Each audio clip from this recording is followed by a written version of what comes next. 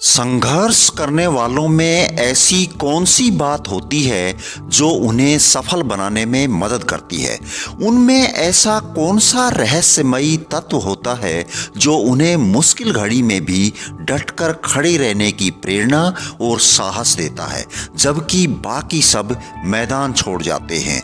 वो कैसे कदम दर कदम सफलता हासिल करते हैं जबकि बाकी सब डूब जाते हैं? जवाब बड़ा आसान है। वे समस्याओं को एक अलग नजरिए से देखते हैं। वे समस्याओं को यथार्थवादी और व्यवहारिक ढंग से देखते हैं। वे उन सिद्धांतों पर चलते हैं जो हर समस्या से लड़ने के लिए लागू होते हैं। ये वो सिद्धांत हैं जिन्हें यदि आप भी जान लें और उन पर अमल करें तो आपको भी विजेता बनने से कोई नहीं रोक सकता। तो चलिए फिर हम उनके बारे में विस्तार से जान लेते हैं। सबसे पहली बात तो आप ये अपने जेहन में बिठा लें कि हर इंसान के पास समस्याएं होती हैं, क्योंकि ये हमारे जीवन का एक हिस्सा होती हैं और उनके बिना जीवन संभव ही नहीं है। शायद आप ये सोचते होंगे कि पैसा आपकी समस्याओं को सुलझा देगा। ये आपका वहम है, एक भूल है। मैं मानता हूं कि पैसा हर इंसान की जरूरत तो होता है, परंतु ये समस्याओं को नहीं सुलझा सकता। यदि आप नौकरी कर रहे हैं तो हर दिन का ऑफिस एक समस्या है, वहां पर बॉस एक समस्या है, आपके सहकर्मी एक समस्या है, वहां की मैनेजमेंट भी एक समस्या है। और ये समस्या केवल आपकी ही नहीं है, आपका बॉस भी इससे पीड़ित है। यदि खुद का बिजनेस है तो उसमें भी समस्या। यदि रिटायर हो जाते हैं तो अनुपयोगिता एक समस्या है। कभी कभी आप सोचते होंगे कि फला आदमी तो एक सफल व्यक्ति है, उसके पास तो कोई समस्या होगी ही नहीं। ये भी आपकी गलत सोच है। दरअसल सफलता समस्याओं को खत्म नहीं करती, बल्कि ये तो नई समस्याओं को जन्म देती है।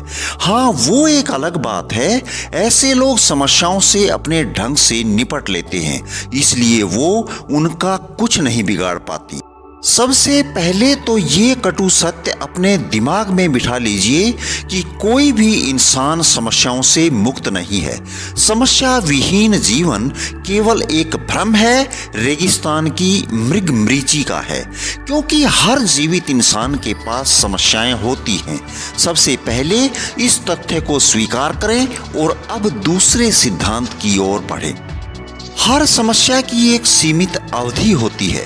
जिस तरह से हर पर्वत का एक शिखर होता है जहां से ढलान शुरू होता है, हर ढलान का एक निचला बिंदु होता है। इसी तरह से ना कोई हमेशा शिखर में रह सकता है और ना कोई गर्त में। हमारे बुजुर्गों ने भी बताया है कि हर 3 पीढ़ी के बाद अमीरी और गरीबी का भी अंत होता है। सुबह उगा हुआ सूरज शाम को ढल जाता है और फिर अगली सुबह उगता है। इतिहास हमें बताता है कि हर समस्या की जीवन अवधि होती है। कोई भी समस्या स्थायी नहीं हो सकती, इसलिए घबराइए मत। आपकी समस्या भी सुलझ जाएगी, बस आप अपना काम करते रहिए। अब आपको ये जानना जरूरी है कि हर समस्या में कुछ सकारात्मक संभावनाएं छुपी होती हैं। कुछ समस्याएं किसी एक के लिए समस्याएं हैं, लेकिन दूसरे के लिए अवसर। यदि लोग बीमार ना पड़ते तो अस्पतालों का अस्तित्व ही ना होता। यदि लोग गलतियां ना करते तो कोर्ट और वकीलों की क्या जरूरत थी। यदि हम फीस भर के पढ़ाई ना करते तो शायद एक भी कॉलेज या स्कूल ना होता। कोर्ट, अस्पताल, मुर्दाघर, कब्रिस्तान, कॉलेज, चर्च और विश्वविद्यालय केवल इसलिए अस्तित्व में हैं क्योंकि उनका लक्ष्य समस्या से जूझ रहे लोगों की मदद करना है। समस्याएं इंसान को बदल देती हैं, ये तीसरा सिद्धांत है। मुश्किल का दौर हर आदमी पर अपनी छाप छोड़ जाता है। इसके गुजर जाने के बाद हम वैसे नहीं रह जाते हैं जैसे समस्या आने से पहले थे। कई बार तो समस्याएं इंसान को इस कद्र परेशान कर देती हैं कि वो गुस्से में कुछ कर दिखाने की ठान लेता है और सचमुच बेहतर करना शुरू कर देता है, क्योंकि उसमें जोश वाला गुस्सा बढ़ जाता है और वो बस हर समस्या के सीने पर पैर रखकर आगे बढ़ जाता है।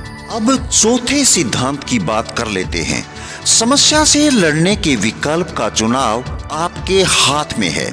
समस्याएं तो आएंगी ही आएंगी, परंतु आप ये चुन सकते हैं कि आप उन पर कैसी प्रतिक्रिया करेंगे। हम भले ही समस्या को नियंत्रित ना कर पाएं, परंतु प्रतिक्रिया को तो नियंत्रित कर ही सकते हैं। पांचवा सिद्धांत ये कहता है कि जीवन की अनियंत्रित दिख रही समस्याओं पर जब आप अपनी प्रतिक्रिया को नियंत्रित करते हैं तो सही मायने में आप खुद पर उस समस्या के प्रभाव को नियंत्रित करते हैं। सबसे महत्वपूर्ण बात यह है कि आप समस्या को अपने साथ कैसा सलूक करने देते हैं। यही आपको कमजोर या ताकतवर बना सकती है। यही आपको बेहतर या कटु बना सकती है और ये केवल आप पर निर्भर करता है। समस्याओं से जुड़ा छठा सिद्धांत हमें ये बताता है कि हर समस्या पर नकारात्मक और सकारात्मक प्रतिक्रिया हो सकती है। अब आप ये कैसे निर्धारित करेंगे कि कौन सी प्रतिक्रिया नकारात्मक और कौन सी प्रतिक्रिया सकारात्मक है? सकारात्मक प्रतिक्रिया वो होती है जो हमें इंसान के रूप में अधिक गर्व एहसास कराए, इसके अलावा जो लोगों को अधिक खुशी प्रदान करे। और नकारात्मक प्रतिक्रिया वो होती है जो इंसान को शर्मसार कराए और जिससे किसी का भी हित ना हो। उदाहरण के तौर पर गर्भपात समस्या का नकारात्मक समाधान है और भयानक आर्थिक नुकसान होने के बाद भी समस्या के सामने डटकर खड़े हो जाना समस्या का सकारात्मक समाधान है।